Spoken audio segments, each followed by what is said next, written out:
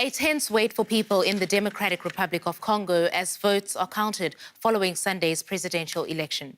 Millions cast their ballots in the landmark vote, which could see the first peaceful transfer of power in decades. But questions over its fairness are mounting, with accusations of delays and irregularities, especially in opposition areas. Okay, to another election now, and Bangladesh's Prime Minister Sheikh Hasina has secured a third term in office after a landslide victory in the country's divisive national elections. The Electoral Commission says Hasina's coalition won 288 out of 300 seats in parliament. But opposition members have rejected the result as rigged amid widespread allegations of voting irregularities.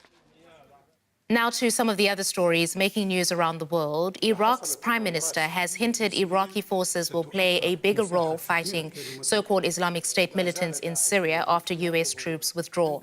Adel Abdul Mahdi said security officials met with Syrian President Bashar al-Assad in Damascus.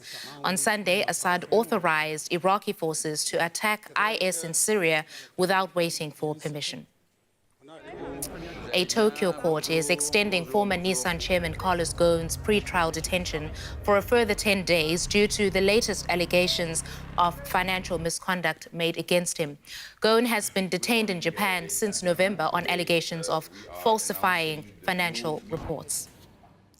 In sport, Russia is running out of time to meet an end-of-year deadline to hand over computer data from its drug testing laboratory in Moscow. Access to the data was a condition for the controversial lifting of a 3-year ban on the lab.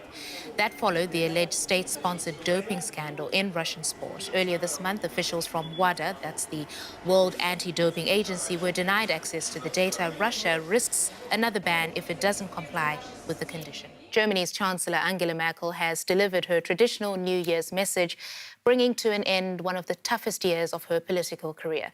Merkel called for Germans to come together and show more openness, tolerance and respect.